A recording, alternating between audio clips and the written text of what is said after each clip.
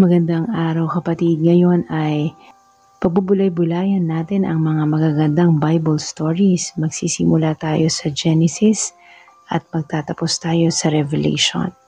Magandang kesa manood tayo ng teleserye or magbasa ng kung anong kwento ng libro, ay unahin nating basahin ang mga kwento sa Biblia na tunay ng kapupulutan natin ng aral na magagamit natin sa ating buhay. Amen? Halina kapatid at manalangin muna tayo. Ama, maraming salamat po sa inyong oras na ibinigay sa amin para pagbulay-bulayan ang inyong salita at saliksikin ito, Panginoon, by the power of the Holy Spirit, at matutunan namin, Panginoon, ang mga nakasulat dito kung paano may apply namin ito sa aming mga buhay at makita sa amin, Panginoon, sa araw-araw na meron kaming Diyos na buhay at si Jesus ang aming tagapagligtas, Ama. Maraming salamat po at tinawag niyo kaming maging anak ninyo at kami ay liwanag sa sanlibutan. Salamat po. Gabayan niyo po kami sa aming pag-relax sa inyong salita. Salamat po na may kapahingahan, may kapayapaan sa inyong presensya. Hallelujah. In Jesus' name we pray. Amen and amen. Genesis chapter 1. Ang paglikha. Nang pasimula, nilikha ng Diyos ang langit at ang lupa. Ang mundo noon ay wala pang anyo at wala pang laman. Ang tubig na bumabalot sa mundo ay balot ng kadiliman. At ang Espiritu ng Diyos ay kumikilos sa ibabaw ng mga tubig. Sinabi ng Diyos, magkaroon ng liwanag. At nagkaroon nga ng liwanag. Nasiya ng Diyos sa liwanag na nakita niya. Pagkatapos, inihiwalay niya ang liwanag sa kadiliman. Tinawag niyang araw ang liwanag at gabi naman ang kadiliman. Lumipas ang gabi at dumating ang umaga. Iyon ang unang araw. Pagkatapos, sinabi ng Diyos, magkaroon ng pagitan na maghihiwalay sa tubig sa dalawang bahagi. At nagkaroon nga ng pagitan na naghihiwalay sa tubig sa itaas at sa tubig sa ibaba. Ang pagitang ito ay tinawag ng Diyos na kalawakan. Lumipas ang gabi at dumating ang umaga. Iyon ang ikalawang araw. Pagkatapos, sinabi ng Diyos, magsama sa isang lugar ang tubig sa mundo para lumitaw ang tuyong bahagi. At iyon nga ang nangyari. Tinawag niyang lupa ang tuyong lugar at dagat naman ang nagsamang tubig. Nasiya ng Diyos sa nakita niya. Pagkatapos, sinabi ng Diyos, magsitubo sa lupa ang lahat ng uri ng halaman, ang mga tanim na nagbubunga ng butil, at mga punong kahoy na namumunga ayon sa kani-kanilang uri. At iyon nga ang nangyari. Tumubo sa lupa ang lahat ng uri ng halaman, ang mga tanim na nagbubunga ng butil, at ang mga punong kahoy na namumunga ayon sa kani-kanilang uri. Nasiya ng Diyos sa nakita niya. Lumipas ang gabi at dumating ang umaga. Iyon ang ikatlong araw. Pagkatapos, sinabi ng Diyos, magkaroon ng mga ilaw sa kalangitan para ihiwalay ang araw sa gabi at magsilbing palatandaan ng pagsisimula ng mga panahon, araw at taon. Magniningning ang mga ito sa kalangitan para magbigay liwanag sa mundo. At iyon nga ang nangyari. Nilikha ng Diyos ang dalawang malaking ilaw. Ang pinakamalaki ay magliliwanag kung araw at ang mas malaki ay magliliwanag kung gabi. Nilikha rin niya ang mga bituin. Inilagay ng Diyos sa mga ito sa kalangitan para magbigay liwanag sa mundo kung araw at gabi at para ihiwalay ang liwanag sa dilim. At nasiya ng Diyos sa nakita niya. Lumipas ang gabi at dumating ang umaga. Iyon ang ikaapat na araw. Pagkatapos, sinabi ng Diyos, magkaroon ng iba't ibang hayop sa tubig at magsilipad ang iba't ibang hayop sa himpapawid. Kaya, nilikha ng Diyos ang malalaking hayop sa dagat, at ang lahat ng uri ng hayop na nakatira sa tubig, at ang lahat ng uri ng hayop na lumilipad. Nasiyahan ng Diyos sa nakita niya. At binasbasan niya ang mga ito. Sinabi niya, "Magpakarami kayo, kayong mga hayop sa tubig at mga hayop na lumilipad." Lumipas ang gabi at dumating ang umaga. Iyon ang ikalimang araw. Pagkatapos, sinabi ng Diyos, magkaroon ng iba't ibang uri ng hayop sa lupa. Mga hayop na maamo at mailap, malalaki at maliliit. At iyon nga ang nangyari. Nilikha ng Diyos ang lahat ng ito at nasiyahan siya sa nakita niya. Pagkatapos, sinabi ng Diyos, likhain natin ang tao ayon sa ating wangis. Sila ang mamamahala sa lahat ng uri ng hayop, mga lumalangoy, lumilipad, lumalakad at gumagapang. Kaya nilikha ng Diyos ang tao, lalaki at babae ayon sa wangis niya. Binasbasan niya sila at sinabi, magpakarami kayo para mangalat ang mga lahi ninyo at mamahala sa buong mundo, at pamahalaan ninyo ang lahat ng hayop. Pagkatapos, sinabi ng Diyos, ibinibigay ko sa inyo ang mga tanim na namumunga ng butil, pati ang mga punong kahoy na namumunga para inyong kainin. At ibinibigay ko sa lahat ng hayop ang lahat ng luntiang halaman bilang pagkain nila. At iyon nga ang nangyari. Pinagmasdan ng Diyos ang lahat niyang nilikha, at lubos siyang nasiyahan. Lumipas ang gabi at dumating ang umaga. Iyon ang ika-6 na araw. Genesis chapter 2. Natapos likhain ng Diyos ang kalangitan, ang mundo at ang lahat ng naroon. Natapos niya ito sa loob ng 6 na araw at nagpahinga siya sa ika-7 araw. Binasbasan niya ang ika-7 araw at itinuring na di pangkaraniwang araw. Dahil sa araw na ito, nagpahinga siya nang matapos niyang likhain ang lahat. Ito ang salaysay tungkol sa paglikha ng Diyos sa kalangitan at sa mundo. Si Adan at si Eva. Nang likhain ng Panginoong Diyos ang mundo at ang kalangitan, wala pang tanim sa mundo at wala pang binhi ng anumang halaman ang nabubuhay. Dahil hindi pa siya nagpapaulan at wala pang tao na mag-aalaga ng lupa. Pero kahit wala pang ulan, ang mga bukal sa mundo ang siyang bumabasa sa lupa.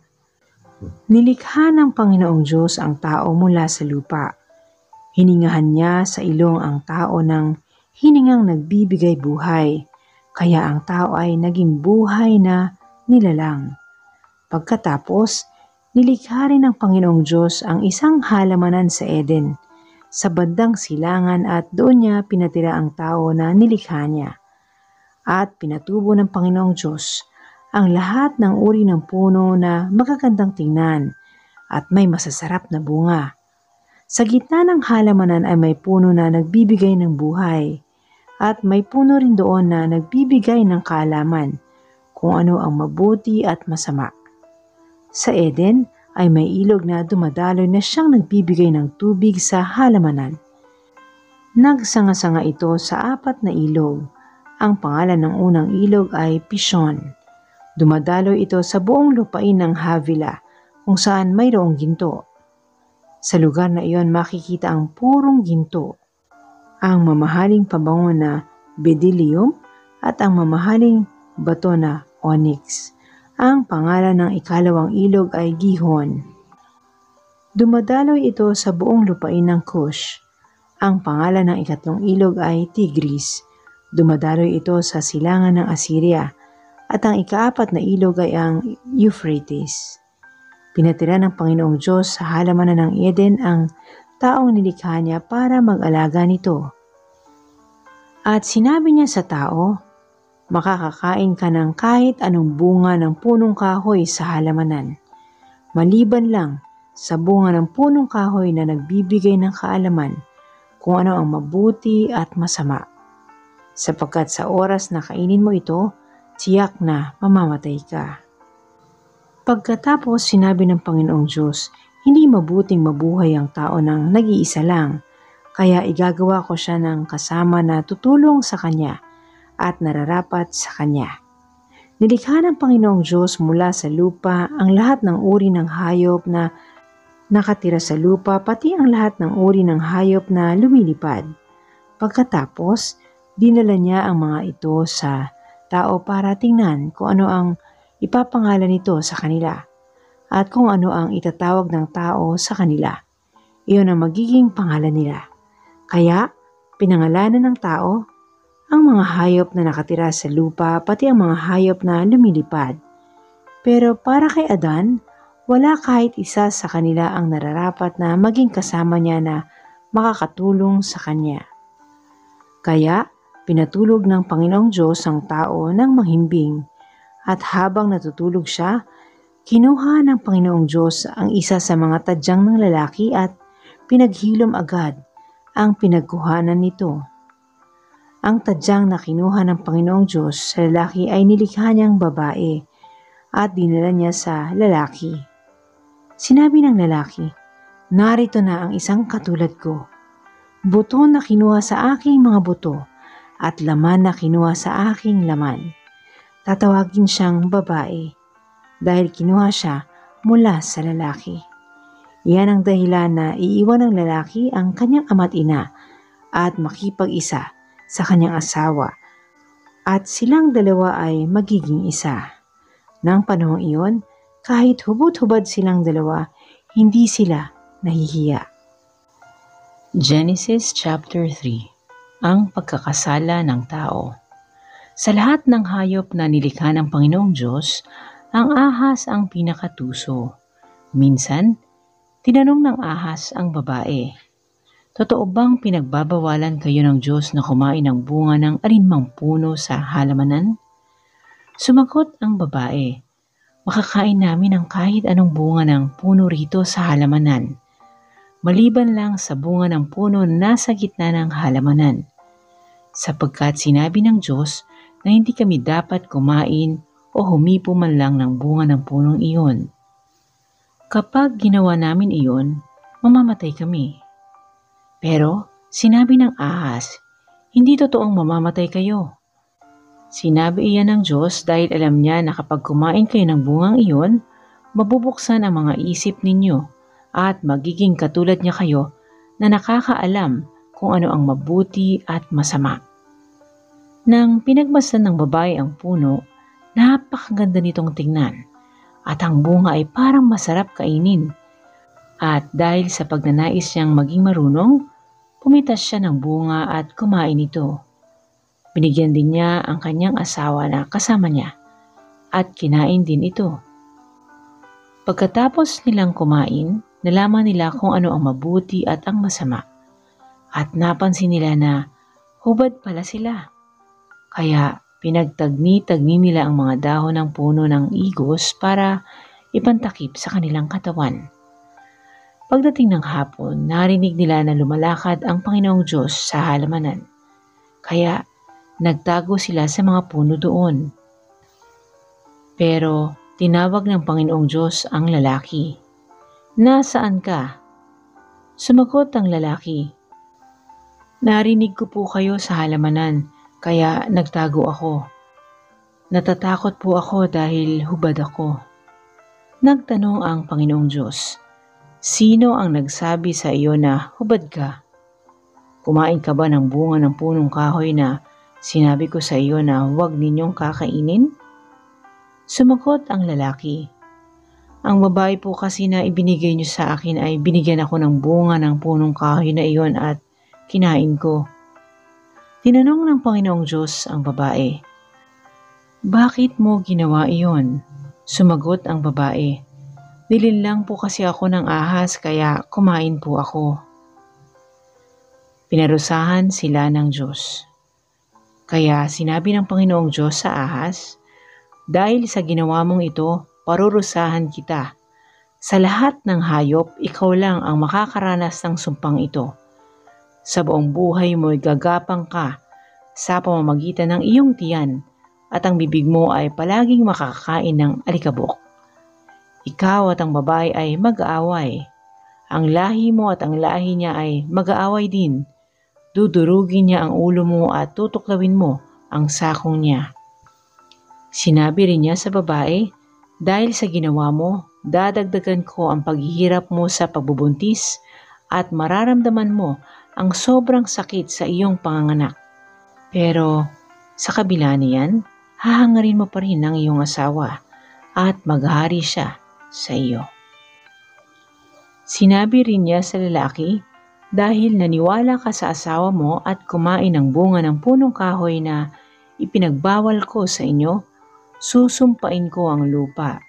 Kaya sa buong buhay mo ay magpapakahirap ka ng husto para makakain. Tutubo sa lupa ang mga damo at halamang may tinik. Ang kakainin mo ay manggagaling sa mga pananim sa bukid. Kinakailangang magpakahirap ka ng husto para makakain, hanggang sa bumalik ka sa lupa na iyong pinagmulan. Dahil sa lupa ka nagmula, sa lupa ka rin babalik. Pinangalanan ni Adan ang asawa niya na Eva, dahil siya ang magiging ina ng lahat ng tao. Pagkatapos, gumawa ang Panginoong Diyos ng damit mula sa balat ng hayop para kay Adan at sa asawa nito. Pinaalis ng Diyos sina Adan at Eva sa halamanan ng Eden. Sinabi ng Panginoong Diyos, ang tao ay naging katulad na natin na nakakaalam kung ano ang mabuti at masama. Kinakailangang hindi siya pahintulutang kumain ng bunga ng punong kahoy na nagbibigay ng buhay. Dahil kung kakain siya, mananatili siyang buhay magpakailanman. Kaya pinalis siya ng Panginoong Diyos sa halamanan ng Eden para sakahin ang lupa na pinagmulan niya. Nang mapaalis na ng Panginoong Diyos ang tao, naglagay siya ng mga kerubin sa bandang silangan ng halamanan ng Eden. At naglagay din siya ng espada na naglalagablab at umiikot para walang makalapit sa puno na nagbibigay ng buhay. Genesis chapter 4. Si Cain at si Abel. Pagkatapos noon, sumiping si Adan sa asawa niyang si Eva at nagbuntis ito. Nang manganak si Eva, sinabi niya, nagkaroon ako ng anak na lalaki sa pamamagitan ng tulong ng Panginoon. Kaya Cain ang ipapangalan ko sa kanya. At muling nanganak si Eva ng lalaki at Abel ang ipinangalan sa kanya. Nang lumaki na sila, si Abel ay naging pastol ng mga tupa at kambing, at si Cain naman ay naging magsasaka. Isang araw, naghandog si Cain sa Panginoon ng galing sa ani niya. Si Abel naman ay kumuha ng isang panganay sa mga inaalagaan niyang hayop. Kinatay ito at inihandog sa Diyos ang pinakamagandang bahagi. Natuwa ang Panginoon kay Abel at sa handog nito, pero hindi siya natuwa kay Cain at sa handog nito. At dahil dito, sumimangot si Cain at labis ang kanyang galit. Kaya tinanong siya ng Panginoon, ano ba ang ikinagagalit mo? Bakit ka nakasimangot? Kung mabuti lang ang ginawa mo, maligaya ka sana. Pero mag-ingat ka. Dahil kung hindi mabuti ang ginagawa mo, ang kasalanan ay maghahari sa iyo. Sapagkat ang kasalanan ay katulad ng mabagsik na hayop na nagbabantay sa iyo para tuklawin ka, kaya kailangang talunin mo ito. Isang araw sinabi ni Cain kay Abel, halika pumunta tayo sa bukid. Nang naroon na sila, pinatay ni Cain ang kapatid niyang si Abel. Pagkatapos, nagtanong ang Panginoon kay Cain, nasaan ang kapatid mo? Sumagot si Cain, ewan ko, hindi ko alam kung nasan siya. Bakit, ako ba ang tagabantay niya? Sinabi ng Panginoon kay Cain, ano ang iyong ginawa? Ang dugo ng kapatid mo ay parang tinig na nagmamakaawa na parusahan ko ang taong pumatay sa kanya. Dahil sa ginawa mo, isusumpa ka. Mula ngayon, hindi ka na makakapagsaka sa lupa na sumipsip ng dugo ng iyong kapatid na pinatay mo. Kahit magtanim ka pa, ang lupa ay hindi na magbibigay sa iyo ng ani, at wala kang pirmihang matitirhan. Kaya magpapagala-gala ka kahit saan.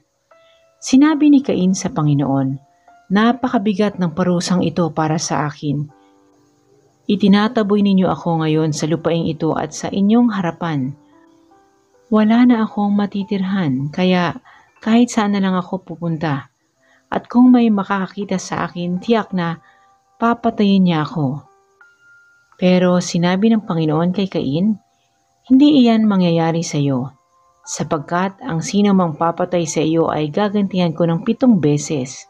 Kaya nilagyan ng Panginoon ng palatandaan si Cain para hindi siya patayin ng kahit sinong makakakita sa kanya. Pagkatapos, lumayo si Cain sa Panginoon at doon tumira sa lugar ng Nod, sa bandang silangan ng Eden. Genesis chapter 6. Ang kasamaan ng tao. Hindi nagtagal dumami ang mga tao sa mundo at marami ang kabataan nilang babae. Nakita ng mga anak ng Diyos na ang mga babae ay magaganda, kaya pumili sila ng magiging asawa nila sa sinumang maibigan nila. Ngayon, sinabi ng Panginoon, hindi ko papayagang mabuhay ang tao ng matagal dahil sila'y tao lamang. Kaya mula ngayon, ang tao ay mabubuhay ng hindi hihigit sa 120 taon. Nang panahong iyon at kahit nitong huli, may mga kilalang tao sa mundo na mula sa lahi ng mga anak ng Diyos na nagsipag-asawa ng magagandang babae. Sila'y makapangyarihan at kilalang tao noong unang panahon. Nang makita ng Panginoon na ang ginagawa ng mga tao sa mundo ay puro kasamaan lang at ang palagi nilang iniisip ay masama, nang hinayang siya kung bakit ginawa pa niya ang tao sa mundo.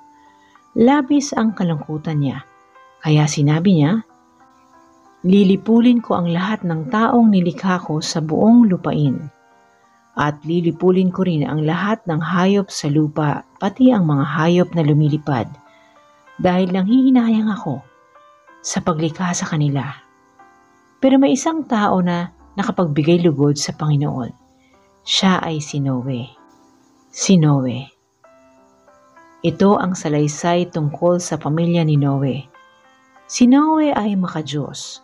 Siya lang ang namumuhay na matuwid sa kapanahunan niya at malapit ang kanyang relasyon sa Diyos. May 3 siyang anak na lalaki na sina Shem, Ham at Japhet. Napakasama ng mga tao sa paningin ng Diyos at ang kanilang kasamaan ay laganap na sa mundo. Nakita ng Diyos na lubhang masama ang mga tao sa mundo dahil ang ginagawa nila ay puro kasamaan. Kaya sinabi niya kay Noe, lilipulin ko ang lahat ng tao dahil sa kanila lumaganap ang kasamaan sa mundo. Lilipulin ko sila kasama ng mundo. Kaya ikaw, Noe, gumawa ka ng barko mula sa matibay na kahoy at gawan mo ito ng mga kwarto. Pagkatapos, pahiran mo ng alkitran ang loob at labas ng barko. Gawin mo ito na may sukat na 450 talampakan ang haba at 75 talampakan ang luwang at 45 talampakan ang taas. Lagyan mo ng bubong ang barko at lagyan mo ng agwat na kalahating metro ang dingding at ang bubong. Gawan mo ang barko ng 3 palapag at lagyan ng pintuan sa gilid, sapagkat pababahain ko ang mundo para malipol ang lahat ng nabubuhay. Mamamatay ang lahat ng nasa mundo, pero gagawa ako ng kasunduan sa iyo. Papasok ka sa barko kasama ng asawa at ng mga anak mo, pati ang mga asawa nila. Magpapasok ka rin ng isang lalaki at babae sa bawat uri ng hayop para mabuhay sila kasama mo. 2 sa bawat uri ng lahat ng hayop, mga lumilipad, lumalakad at gumagapang. Lalapit sila sa iyo para hindi sila mamatay. Magdala ka rin ng lahat ng uri ng pagkain para sa inyo at para rin sa mga hayop. Sinunod ni Noe ang lahat ng inuutos ng Diyos sa kanya. Genesis chapter 7. Ang baha. Sinabi ng Panginoon kay Noe, pumasok ka sa barko kasama ng buong pamilya mo, sapagkat sa lahat ng tao sa panahong ito, ikaw lang ang nakita kong matuwid. Magdala ka ng 7 pares sa bawat uri ng malinis na hayop, pero 1 pares lang sa bawat uri ng maruming hayop. At magdala ka rin ng 7 pares sa bawat uri ng ibon. Gawin mo ito para mabuhay sila sa mundo. Sapagkat pagkatapos ng 7 araw mula ngayon, magpapaulan ako sa buong mundo sa loob ng 40 araw at 40 gabi para mamatay ang lahat ng nilikha ko. Sinunod ni Noe ang lahat ng iniutos ng Panginoon sa kanya. Nasa 600 taong gulang na si Noe nang dumating ang baha sa mundo. Pumasok siya sa barko kasama ang asawa niya, mga anak na lalaki at mga manugang para hindi sila mamatay sa baha. Ayon sa iniutos ng Diyos kay Noe, pinapasok niya sa barko ang bawat pares ng lahat ng uri ng hayop na malinis at marumi na lumapit sa kanya. At pagkalipas ng 7 araw, bumaha sa mundo. Nang 17 araw ng 2 buwan, umulan ng napakalakas at umapaw ang lahat ng bukal. Si Noe ay 600 taong gulang na noon.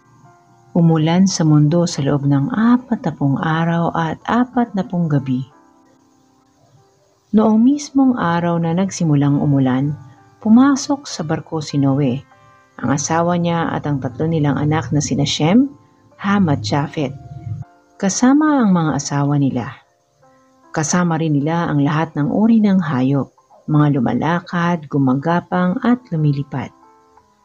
Ayon sa iniutos ng Diyos kay Noe, pinapasok niya sa barko ang bawat pares ng lahat ng uri ng hayop na lumalapit sa kanya. Pagkatapos, isinara ng Panginoon ang barko. Walang tigil ang ulan sa mundo sa loob ng 40 araw. Tumaas ang tubig hanggang sa lumutang ang barko. Tumaas pa ng lubusan ang tubig hanggang matakpan ang lahat ng matataas na bundok. At hanggang umabot sa mga 7 metro ang taas ng tubig mula sa tuktok ng pinakamataas na bundok. Kaya namatay ang lahat ng may buhay, ang mga hayop na lumilipad, lumalakad, gumagapang at ang lahat ng tao. Namatay ang lahat ng nabubuhay sa lupa. Nalipol ang lahat ng tao at ang lahat ng hayop sa mundo. Si Noe lang at ang mga kasama niya sa loob ng barko ang hindi namatay. Bumaha sa mundo sa loob ng 150 araw. Genesis chapter 8, ang pagbaba ng baha. Hindi kinalimutan ng Diyos si Noe at ang mga kasama niyang hayop sa loob ng barko. Kaya pinaihip niya ang hangin sa mundo at dahan-dahang bumaba ang tubig. Tinakpan niya ang mga bukal at pinahinto ang ulan. Patuloy ang pagbaba ng tubig sa loob ng 150 araw. At ng 17 araw ng 7 buwan, sumadsad ang barko sa bundok ng Ararat. Patuloy ang pagbaba ng tubig. At ng unang araw ng 10 buwan, nakikita na ang tuktok ng mga bundok. Pagkalipas ng 40 araw mula ng panahon na nakita na ang tuktok ng mga bundok, binuksan ni Noe ang bintana ng barko at pinakawala ng isang uwak. At ang uwak na ito'y paruot paritong lumilipad hanggang sa patuloy na pagbaba ng tubig. Pinakawalan din ni Noe ang isang kalapati para malaman niya kung bumaba na ang tubig. Pero walang madapuan ang kalapati dahil natatakpan pa rin ng tubig ang buong mundo. Kaya bumalik na lamang ang kalapati kay Noe sa barko. Pinadapo ni Noe ang kalapati sa kamay niya at pinapasok sa barko. Pinalipas muna ni Noe ang 7 araw at muli niyang pinakawalan ang kalapati. Gabi na nang bumalik ang kalapati na may dalang sariwang dahon ng olibo sa kanyang tuka. Kaya nalaman ni Noe na bumaba na ang tubig. Pinalipas muli ni Noe ang 7 araw pa at muli niyang pinakawalan ang kalapati. pero hindi na ito bumalik. Noong unang araw ng unang buwan, tuluyan ng bumaba ang tubig. Si Noe ay 601 taong gulang na noon. Binuksan niya ang takip ng barko at nakita niya na tuyo na ang lupa. Nang ika-27 araw ng ikalawang buwan, tuyong-tuyo na talaga ang lupa sa buong mundo. Sinabi agad ng Diyos kay Noe, lumabas na kayong lahat sa barko. Palabasin niyo rin ang lahat ng hayop para dumami sila at mangalat sa buong mundo. Kaya lumabas si Noe kasama ang kanyang asawa, mga anak na lalaki at mga manugang niya. Lumabas din ang lahat ng hayop, mga lumalakad, lumilipad at gumagapang. Magkakasama sila ayon sa kani-kanilang uri. Naghandog si Noe. Gumawa si Noe ng altar para sa Panginoon. Pagkatapos, kumuha siya ng isa sa bawat uri ng hayop na malinis, pati rin sa bawat uri ng mga ibon na malinis, at sinunog niya ito sa altar bilang handog sa Panginoon. Nang maamoy ng Panginoon ang mabangong samayo nito, sinabi niya sa kanyang sarili, "Hindi ko na muling susumpain ang lupa dahil sa ginawa ng tao. Kahit alam kong makasalanan ang tao mula nang bata pa siya, hindi ko na talaga muling lilipulin ang lahat ng nabubuhay, katulad ng aking ginawa noon." Habang nagpapatuloy ang mundo, may panahon ng pagtatanim at pag-ani. May taglamig at may tag-init. May tag-ulan at may tag-araw. At may araw at may gabi. Genesis chapter 9. Ang kasunduan ng Diyos kay Noe.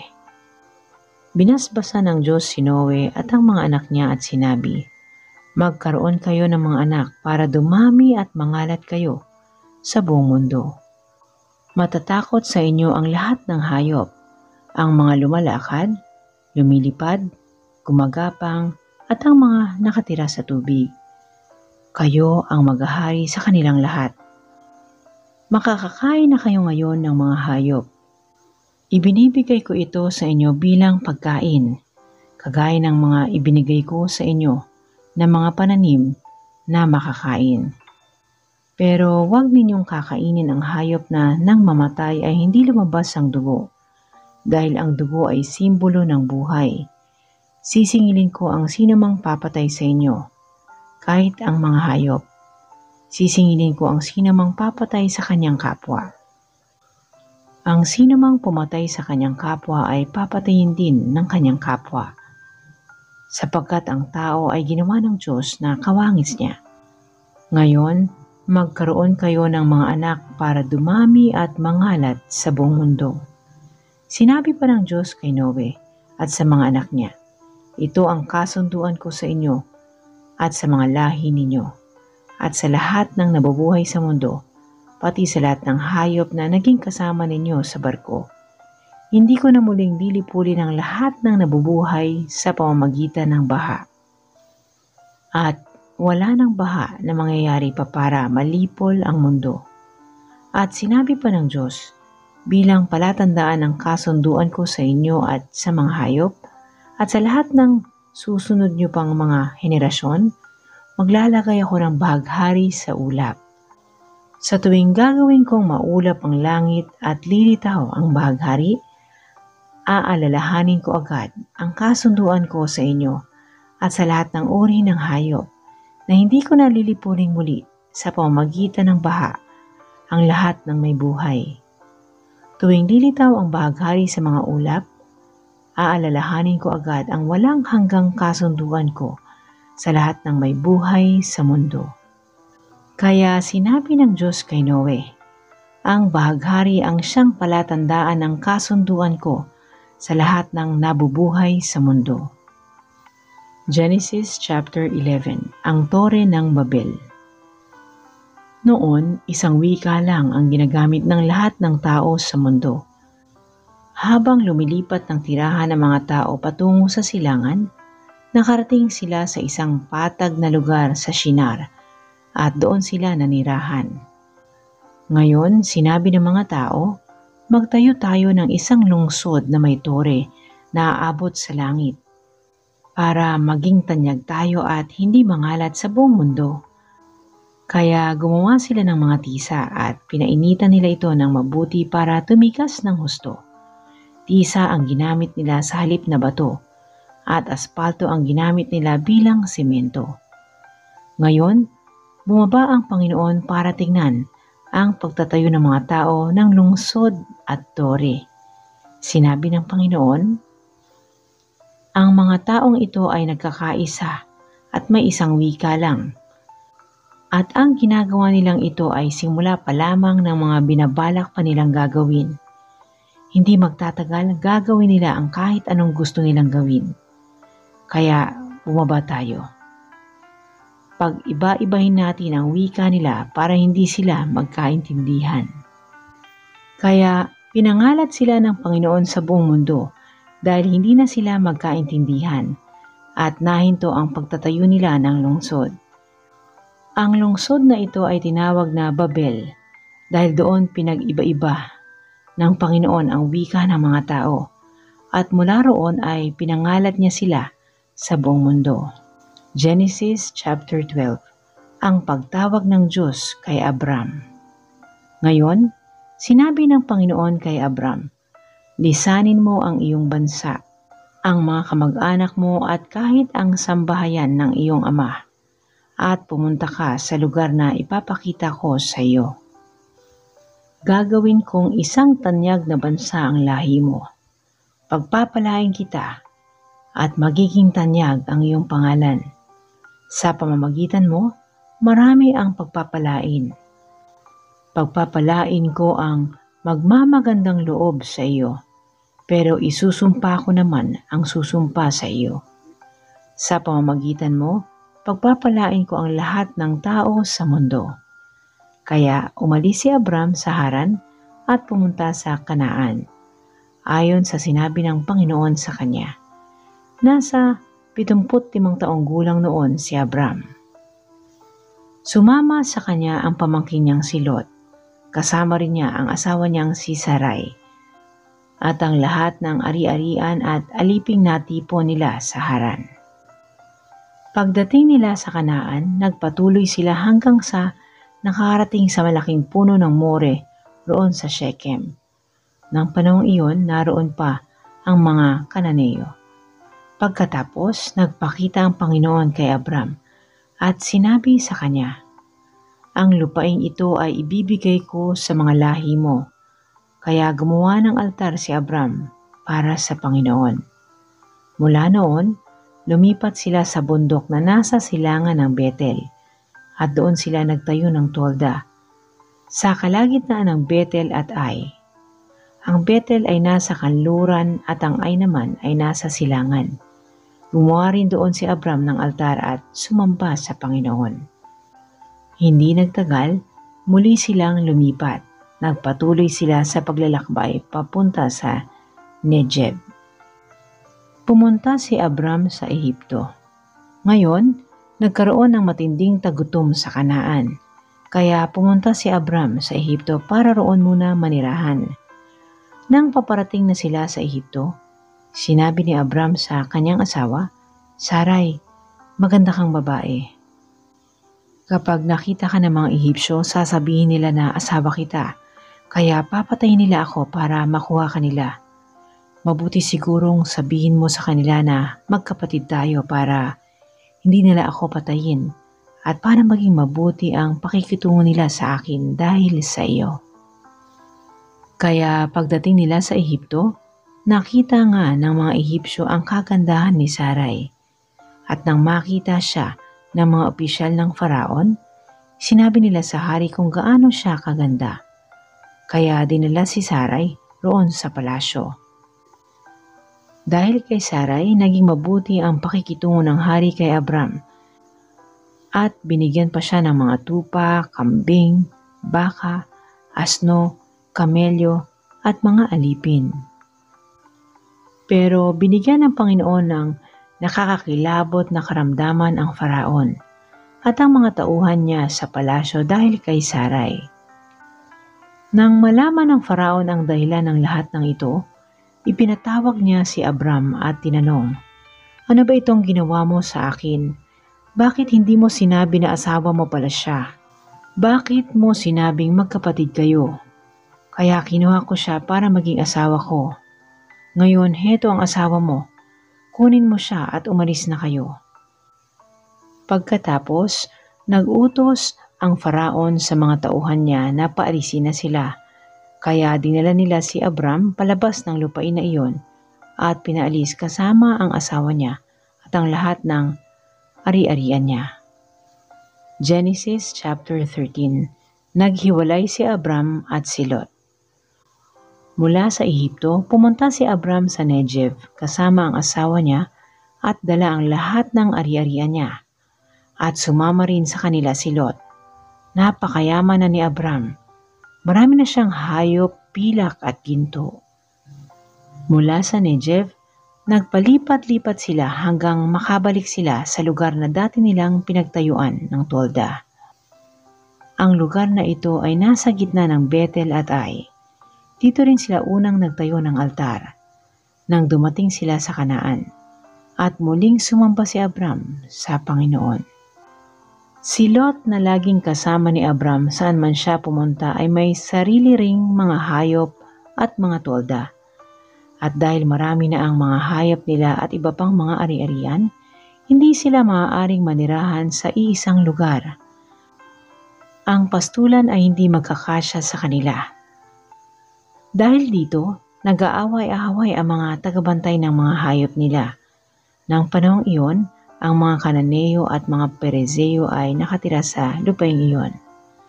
Kaya sinabi ni Abram kay Lot, "Tayo at ang mga tauhan natin ay hindi dapat mag-away dahil magkakamag-anak tayo. Ang mabuti pa, maghiwalay na lang tayo dahil marami pang lugar na maaaring lipatan. Ikaw ang mamili kung aling bahagi ng lupain ang pipiliin mo. Kung kakaliwa ka, kakanan ako. Kung kakanan ka, kakaliwa naman ako." Tumanaw si Lot sa paligid at nakita niya na ang kapatagan ng Hordan hanggang sa Zoar ay sagana sa tubig, katulad ng lugar ng Eden at ng lupain ng Ehipto. Nangyari ito noong hindi pa nililipon ng Panginoon ang Sodom at Gomora. Kaya pinili ni Lot ang buong kapatagan ng Hordan sa silangan. Sa ganoong paraan, naghiwalay sila ni Abram. Si Abram ay nagpaiwan sa Kanaan habang si Lot naman ay naroon sa mga lungsod ng kapatagan. Nagtayo si Lot ng mga tolda malapit sa Sodom. Ang mga tao sa Sodom ay talamak na makasalanan. Labis ang pagkakasala nila laban sa Panginoon. Lumipat si Abram sa Hebron. Nang nakaalis na si Lot, sinabi ng Panginoon kay Abram, "Mula sa kinatatayuan mo, tingnan mong mabuti ang paligid. Ang lahat ng lupain na maaabot ng paningin mo ay ibibigay ko sa iyo at sa mga lahi mo. At magiging inyo ito magpakailanman. Pararamihin ko ang lahi mo na kasindami ng buhangin sa mundo. Ang buhangin ay hindi kayang bilangin, kaya ang mga lahi mo ay hindi rin mabibilang. Lumakad ka at ikutin ang buong lupain dahil ibibigay ko itong lahat sa iyo." Kaya inilipat ni Abram ang tolda niya at doon siya nanirahan malapit sa malalaking puno ni Mamre, roon sa Hebron. At gumawa siya roon ng altar para sa Panginoon. Genesis chapter 15. Ang kasunduan ng Diyos at ni Abram. Pagkatapos noon, nagsalita ang Panginoon kay Abram sa pamamagitan ng isang pangitain. Sinabi niya, "Abram, huwag kang matakot dahil ako ang magiging kalasag mo at gagantimpalaan kita." Pero sinabi ni Abram, "O Panginoong Diyos, ano po ang halaga ng gantimpala niyo sa akin dahil hanggang ngayon ay wala pa po akong anak. Ang magiging tagapagmana ko po ay si Eliezer na taga Damascus. Dahil hindi niyo po ako binigyan ng anak, kaya isa sa mga alipin ng sambahayan ko ang magmamana ng mga ari-arian ko." Sinabi sa kanya ng Panginoon, Hindi siya ang magmamana ng mga ari-arian mo, kundi ang sarili mong anak. Pagkatapos, dinala siya ng Panginoon sa labas at sinabi, "Masdan mo ang mga bituin sa langit.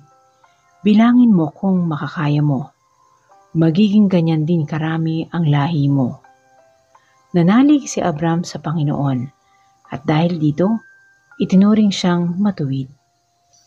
Sinabi pa niya kay Abram, "Ako ang Panginoon na nag-uutos sa iyo na lisanin ang Ur na sakop ng mga Kaldeyo para ibigay sa iyo ang lupaing ito at magiging pag-aari mo." Pero sinabi ni Abram, "O Panginoong Diyos, paano ko po malalaman na magiging akin ito?" Sumagot ang Panginoon, "Dalhan mo ako rito ng isang dumalagang baka, isang babaeng kambing at isang lalaking tupa, at ang bawat isa ay 3 taon ang gulang. At magdala ka rin ng isang inakay na bato at isang inakay na kalapati." Kaya dinala ni Abram ang lahat ng ito sa Panginoon. Pagkatapos, pinaghati-hati niya at inilapag sa gitna na magkakatapat ang bawat kabiyak. Ang bato-bato lamang at ang kalapati ang hindi niya hinati.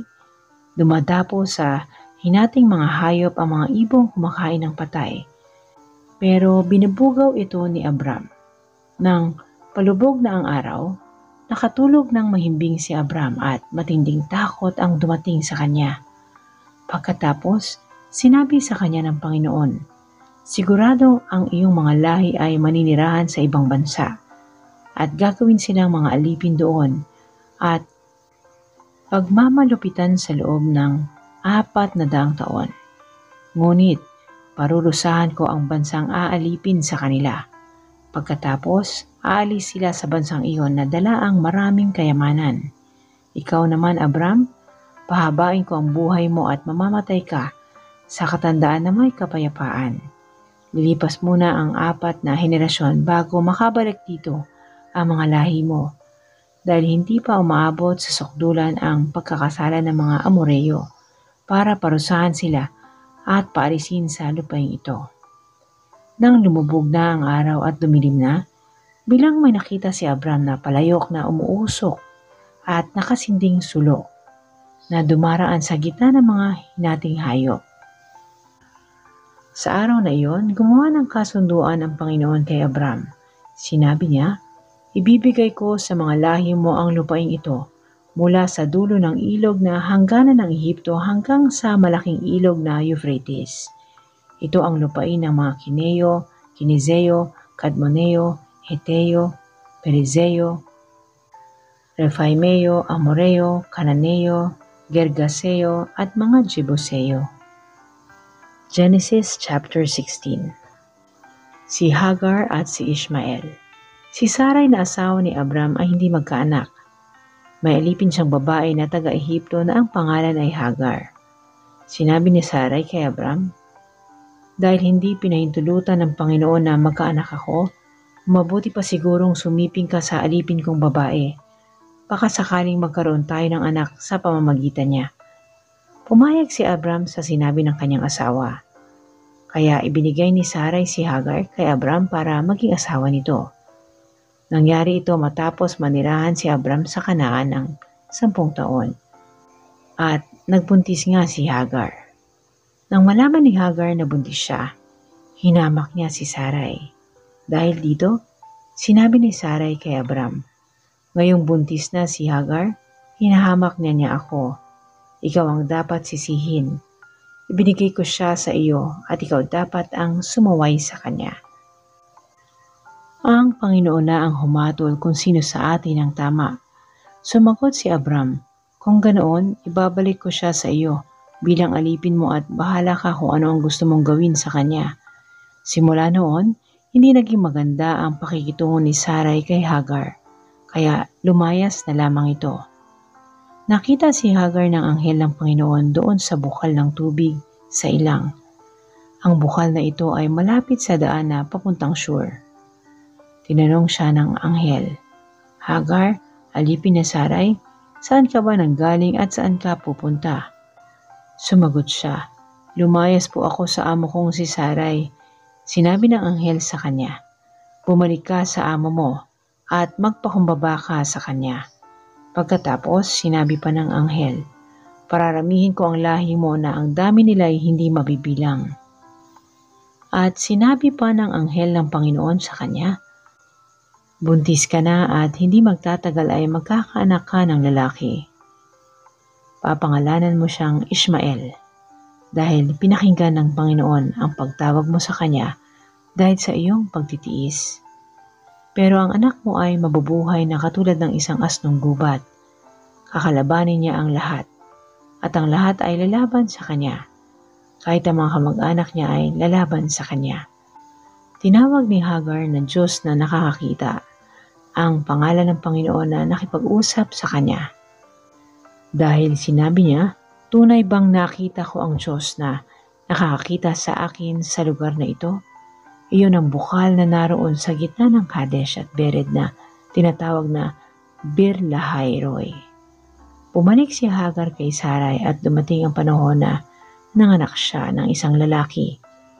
Pinangalanan ni Abram ang bata na Ishmael.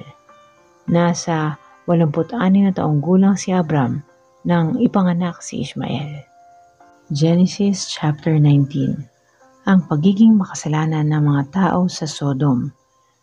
Magdidilim na nang dumating ang dalawang anghel sa Sodom. Nakaupo noon si Lot sa pintuan ng lungsod. Pagkakita ni Lot sa kanila, tumayo siya at sinalubong sila.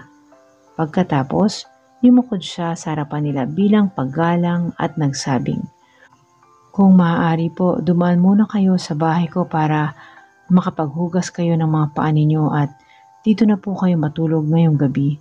At bukas na lang kayo ng umaga magpatuloy sa paglalakbay ninyo." Pero sumagot sila, "Wag na lang, doon na lang kami matutulog sa plaza ngayong gabi." Pero pinilit sila ni Lot, kaya sumama na lang sila sa bahay niya. Naghanda si Lot ng mga inumin at mga pagkain. Nagpaluto rin siya ng tinapay na walang pampalsa. At nang handa na, naghapunan sila. Nang mahihiga na sila para matulog, dumating ang lahat ng bata at matatandang lalaki ng Sodom at pinaligiran nila ang bahay ni Lot.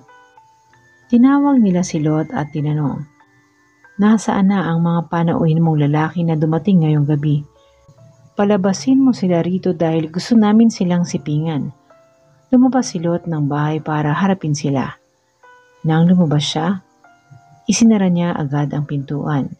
Sinabi niya sa kanila, "Mga kaibigan, nakikiusap ako sa inyo na huwag ninyong gagawin ang iniisip ninyong masama. Kung gusto niyo, may 2 akong anak na dalaga. Ibibigay ko sila sa inyo at bahala na kayo kung ano ang gusto ninyong gawin sa kanila. Pero huwag ninyong galawin ang 2 taong ito dahil mga bisita ko sila at dapat ko silang protektahan." Pero sinabi ng mga tao, "Dayuhan ka lang dito, kaya sino ka para makialam sa amin? Umalis ka riyan. Baka mas higit pa ang magawa namin sa iyo kaysa sa kanila." Pagkatapos, itinulak nila si Lot. Lalapit sana sila sa pintuan para gibain ito. Pero binuksan ito ng 2 anghel na nasa loob at hinatak nila si Lot papasok at isinara ang pintuan. Pagkatapos, binulag nila ang mga tao na nasa labas para hindi na nila makita ang pintuan. Pinaalis si Lot sa Sodom. Sinabi ng 2 anghel kay Lot, "Kung may mga anak ka pa o mga manugang na lalaki o mga kamag-anak sa lungsod na ito, isama mo silang lahat at umalis kayo rito dahil lilupulin namin ang lungsod na ito." Narinig ng Panginoon ang mga daing laban sa mga taong ito na puro kasamaan ang ginagawa. Kaya ipinadala niya kami para lipulin ang lungsod na ito. Kaya pinuntahan ni Lot ang mga magiging manugang niyang lalaki at sinabi, "Magmadali kayong umalis dito dahil lilipulin na ng Panginoon ang lungsod na ito." Pero hindi sila naniwala dahil akala nila ay nagbibiro lang si Lot. Nang magbubukang liwayway na, pinagmadali si Lot ng mga anghel na umalis sa lungsod. Sinabi nila, "Bilisan mo, dalhin mo ang asawa mo at ang 2 anak mong babae na nandito, at umalis kayo agad." dahil baka madamay kayo kapag nilipol na ang lungsod na ito dahil sa sobrang sama ng mga tao rito. Hindi pa sana aalis si Lot, pero dahil naaawa ang Panginoon sa kanila, hinawakan sila ng mga anghel sa kamay at dinala palabas ng lungsod. Nang nasa labas na sila ng lungsod, sinabi ng Panginoon, "Tumakbo kayo, huwag kayong lilingon o hihinto sa kahit saan dito sa kapatagan. Tumakbo kayo papunta sa bundok para hindi kayo mamatay." Pero sumagot si Lot, "Panginoon ko, huwag niyo po akong patakbuhin papunta sa bundok. Kinahabagan niyo po ako at ipinakita ang kabutihan niyo sa akin sa pagliligtas ninyo sa buhay ko. Pero napakalayo po ng bundok. Baka maabutan ako ng sakuna at mamatay ako bago makarating roon. Nakita niyo po ba ang maliit na bayang iyon sa unahan? Tiyak na mararating ko po iyon dahil malapit lang. Mari po bang doon na lang ako pumunta sa maliit na bayang iyon para maligtas ako?" Sumagot ang Panginoon, "O, payag ako sa kahilingan mo. Hindi ko lilipulin ang bayan na iyon. Sige, tumakbo na kayo roon, dahil wala pa akong gagawin hanggat hindi pa kayo nakakarating roon." Ang bayang iyon ay tinatawag na Zoar dahil maliit ang bayang iyon. Ang paglilipol sa Sodom at Gomora. Nakasikat na ang araw nang dumating sina Lot sa Zoar. Bilang pinaulanan ng Panginoon nang naglalagablab na asupre ang Sodom at Gomora, nilipol ng Panginoon ang 2 lungsod at ang buong kapatagan. Namatay ang lahat ng nakatira roon, pati ang lahat ng tanim. Lumingon ang asawa ni Lot kaya ginawa siyang haliging asin. Kinaumagahan, dali-daling pumunta si Abraham sa lugar kung saan siya nakipag-usap sa Panginoon. Minasdan niya ang Sodom at Gomora at ang buong kapatagan. Nakita niya ang usok na pumapaitaas mula sa lupa na parang usok na nagmula sa isang malaking horno. Inalala ng Diyos si Abraham na ang lipulin ng Diyos ang mga lungsod sa kapatagan kung saan nakatira si Lot. Iniligtas niya muna si Lot para hindi ito mapahamak.